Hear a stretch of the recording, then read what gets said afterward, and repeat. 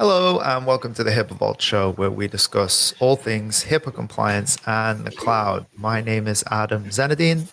And I'm Gil Vidals, here from HIPAA Vault, looking forward to getting going with this podcast. And today we are going to be reviewing some reviews. Okay, so the first one we got here is titled, "I Can't Believe How Terrible Rackspace's Support Is." It says, "We're trying to move away from Rackspace as quickly as possible. Their support's so bad. I'm pretty easygoing and have worked in customer support, so I'm generally very sympathetic, but this is making me snap." They've listed a few points here. They said, "The email me a chat transcript feature doesn't work. Agents don't know which tickets I've opened previously. Agents don't update tickets. Agents don't know which products we own. Agents give conflicting answers. Don't let you speak to a supervisor, and they don't speak English very well." So it goes on, but I think it's fair that the person's listed the issues that they have, and they seem to be common issues, right, when it comes to the larger hosting companies, Gil? Yeah, and I think this is important, and why are we talking about it today? Because a lot of our customers, or 99% of our customers, 99% have patient information that they come to host with HIPAA Vault, and the audience may be hosting somewhere else, but the point of the matter is that the patient information has to be accessible according to HIPAA regulations. So what happens in this space is that if you have a tech issue that's blocking access to your patients or your users, and then you reach out to support, "Hey, I need some help, something's not right."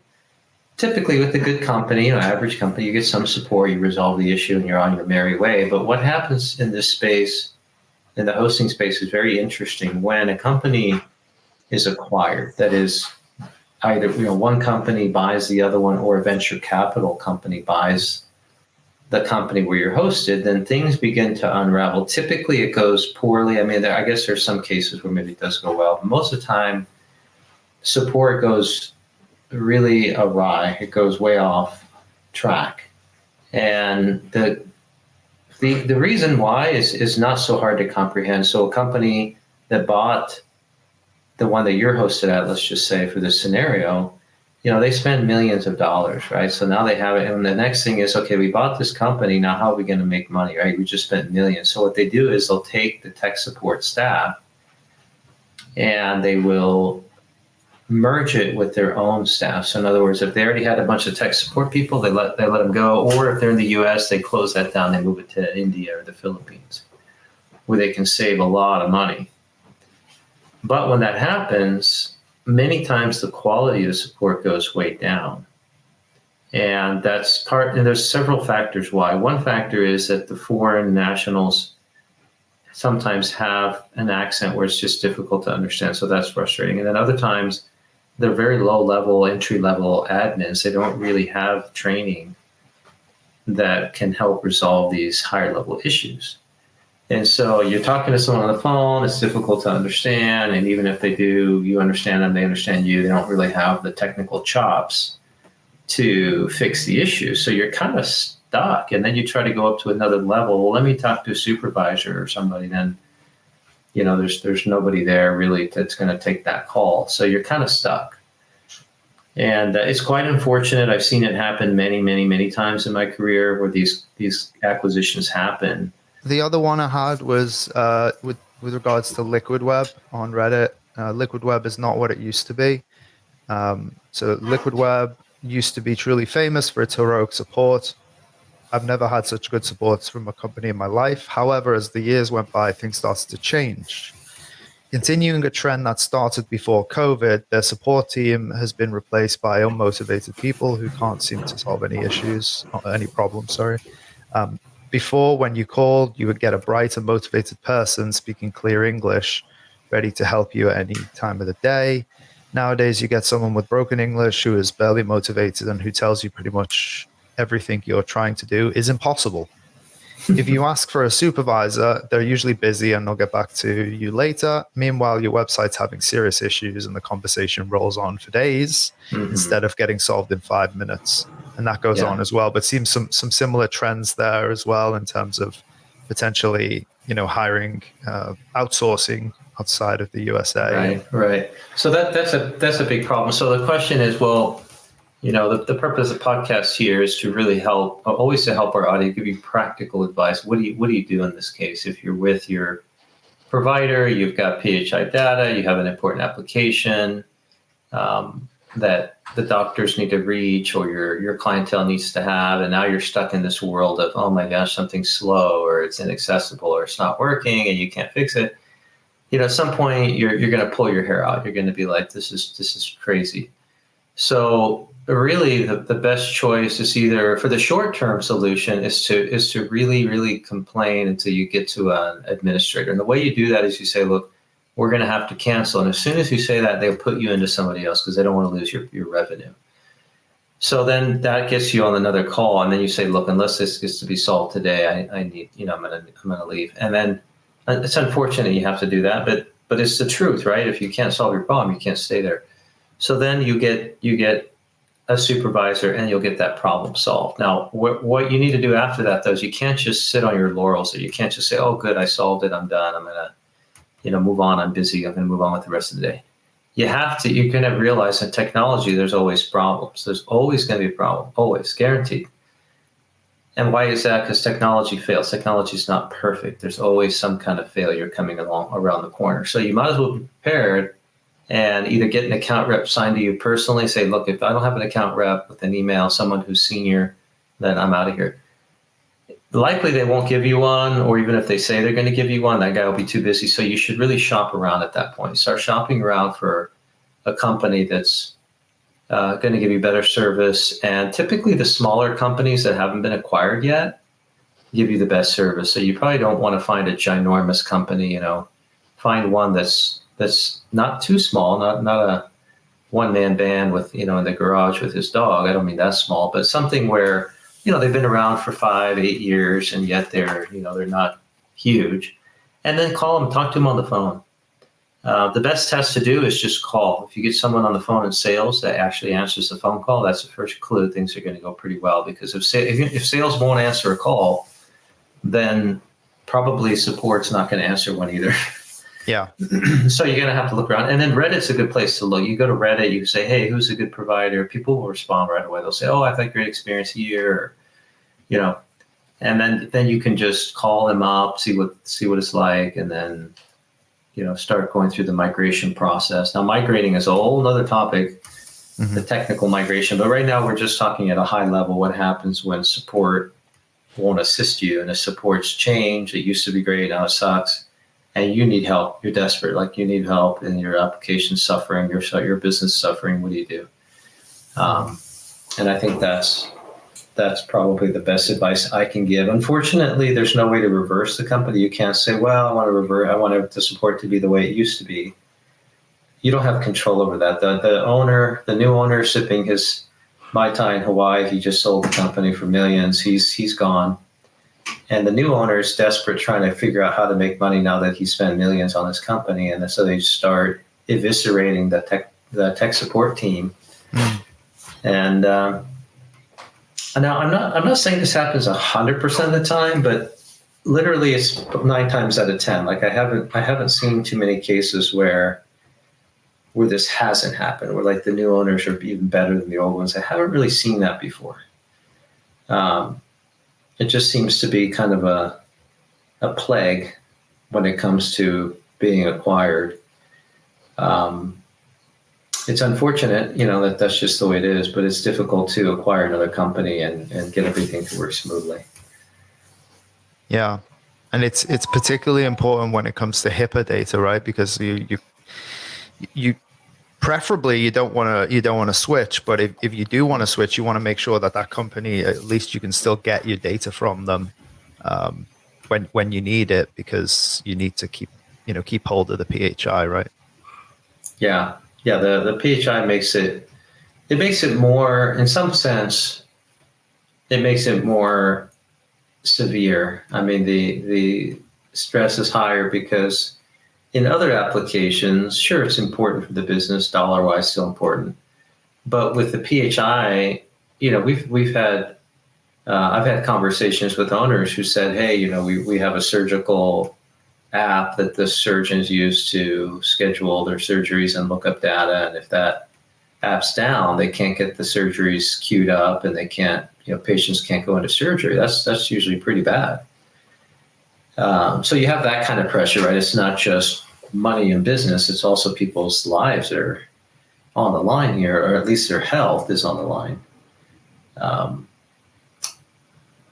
So that makes it kind of tough. But I think it's something that's prevalent in the environment. There seems to be a lot of what's called roll-ups, where a bigger company will try to buy not just one or two companies, they try to buy 10 companies, 15 companies, and they do what's called a roll-up. They roll them all up into one. And the reason they're so keen on rolling them up is because a $10 million company might sell for, $10 million, say one times revenue, 10 million. So, and if you have 10 $10 million companies, that's 100 million. But once you get to a $100 million company, that might sell for a lot more than just one time revenue. It might sell for 200 million, like double. So in other words, you get double the price if you have a $100 million business you're selling. If you get a $10 million business, you're not going to get near as much as 100. So you just roll them all up into a bowl. And then they take that whole bowl, like, okay, who wants to buy this? Hurry up and buy it before all the technology collapses, before all the customers go away. So they quickly then try to sell it to somebody else who's interested in buying a $100 million company. Yeah. Yeah. So you're not having to then go out and buy 10 companies and spend on finding those 10 companies. You've got it all in one. So I guess it's more valuable, right? Yeah, that, and just the revenue itself. There's called a multiplier. In that business, they have a multiplier that they multiply by your revenue. So if you're 10 million, the multiplier is 2, but if you're a $100 million company, the multiplier might be 5. So it's just the fact that you have a bigger company, you're going to get more money. So the venture capitalists, they know exactly how to play that game. They roll them up into a big bundle, a giant burrito full of these little companies. Yeah. And then that burrito is worth a lot more. So they're in a hurry, right? When they bundle all these together, they're not going to sit on it for very long. They want to turn around and sell it to the next guy, and that becomes his problem. But in the meantime, all these companies, like our audience here, that are trying to get support, that's not a priority anymore. That's not a big priority. They just, they collecting infinity stones. Yeah, and it's hard. It's really, really hard. I mean, I see when there's technical issues, it's really hard because you've got some issue that's performance-based, or your site's not loading, or it's not loading quickly, or it's loading with an error. There's some problem. And for our audience sake, I'd like to say that even the simple problems that you as a user see, well, this would be simple, it was working yesterday and today it's broken. But it's not simple. I mean, these computers, these servers, you got to log into them and you have to look at the logs, and there might be tens of thousands of lines, and you're looking hard, you're looking, trying to figure out where's the problem. And then when you find it, finally, you got to say, well, okay, I see the problem. How do I fix it? What's the solution? So even the small problems can take a pretty good experienced systems administrator or cloud engineer to figure it out. It's not something that just any old kid from high school can do. It needs to be someone with some real experience. And so these problems aren't necessarily simple to begin with. And in your old company, before they were purchased, you had the staff there that could solve it. They were used to you. You called before. Maybe they knew you by name. They're used to your systems. All that goes away, right? That guy that you liked that knew what he's doing, he's gone. And then now you've got some other guy overseas that doesn't have a clue about you or your business or your system. And even if he does learn it, he just doesn't have the experience and the knowledge. Not to mention HIPAA knowledge. Yeah, they're not going to have the HIPAA training probably, but that's a concern. Another concern from a HIPAA point of view, because a lot of the companies we deal with, the HIPAA Vault, they tell us, Gil, no foreign nationals on my server. This by HIPAA regulations. They say it can only be U.S. citizens. So that's very common practice among the middle and top tier companies, that there's no foreign nationals on their production servers. Development servers, that's another story. Maybe the Indian team can handle that, but they don't want any foreign nationals touching production. Yeah. So you call on the phone and you say, hey, my production server's gone, and some guy in the Philippines is logging into your production server. That should be a red flag right there. Right there, you should say, wait a minute, what's happening? Who is this guy? Where are you located? Or you also get I've seen on some of these Reddit articles that the tier one support aren't allowed to access the production. So then you've got to wait for it to be escalated to someone that is allowed to look into it directly. And then that's a whole problem in itself, right? Because it's taking time for it to get an answer. Yeah, it might take a day or two, but and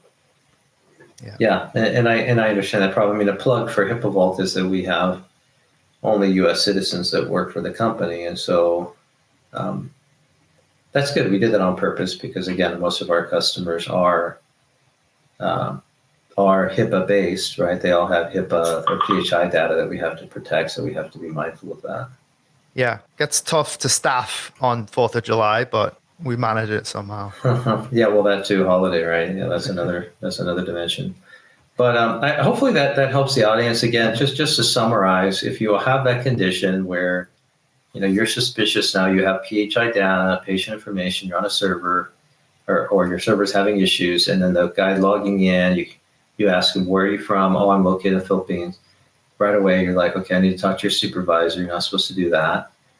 And but the main issue, I mean, you're not really calling about that. That's not why you call to find out where he's from. You call because you have a technical issue you're trying to resolve, but that's not getting resolved either.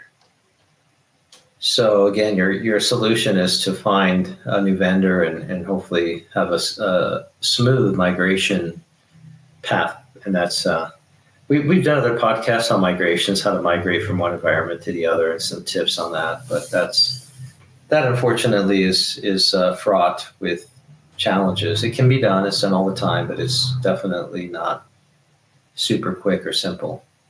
Yeah. Be sure to check those out on our YouTube and Spotify. And also, while you're at it, give us a like on this video and subscribe. Really helps with the algorithm. One last thing before we leave you is our HIPAA breach of the week. And this week, the HIPAA breach is Texas Retina Associates cyber attack affects 312,000 patients. This is through HIPAA Journal, Steve Alder. A cyber attack on Texas Retina Associates has affected more than 312,000 patients. Human Technology Inc. has confirmed that patient data has been compromised in a cyber attack, and the Monty ransomware group has claimed responsibility for a cyber attack on Wayne Memorial Hospital. Texas Retina Associates, the largest ophthalmology practice in Texas, has announced that there has been unauthorized access to its internal systems and the potential theft of sensitive patient data. Suspicious network activity was identified March 27th, and third-party cybersecurity specialists were engaged to investigate the activity. They confirmed that an unauthorized actor gained access to its networks on October the 8th, 2023, and maintained access until the breach was detected.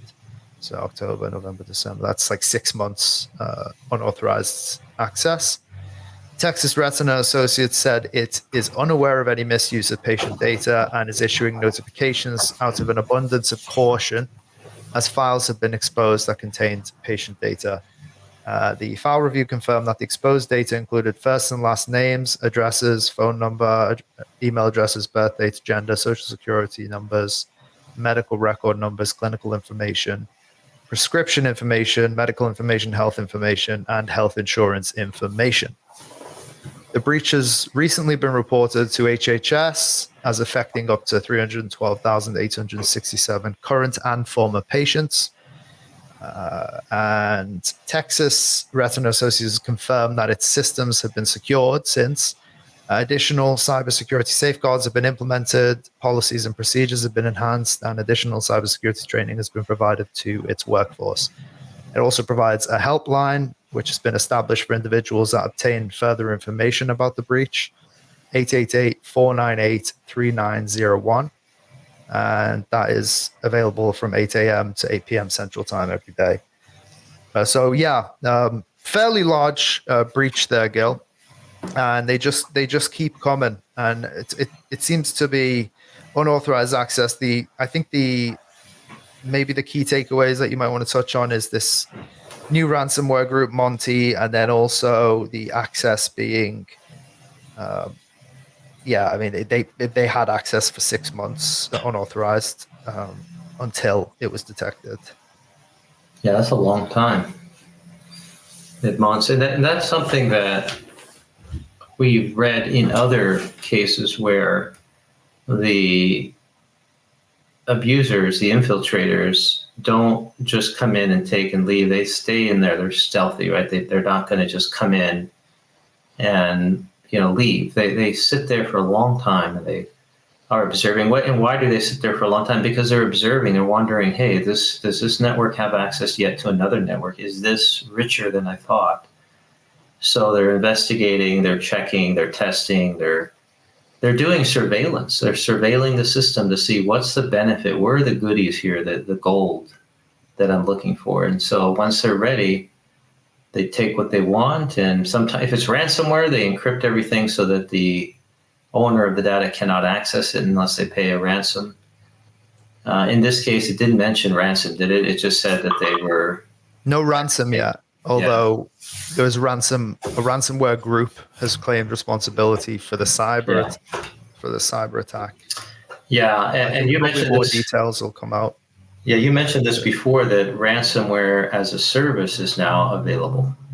Mm-hmm. So that means that any group that wants to make money by attacking systems can now rent the software. You don't even have to be an expert anymore. You can just rent the software that will attack a system, infiltrate the system, and you can make money doing that. So this ransomware as a service is out there, and it seems like the prevalence of this is growing, getting worse, not better. So everyone has to be on their toes. That's what I say. Be on your toes.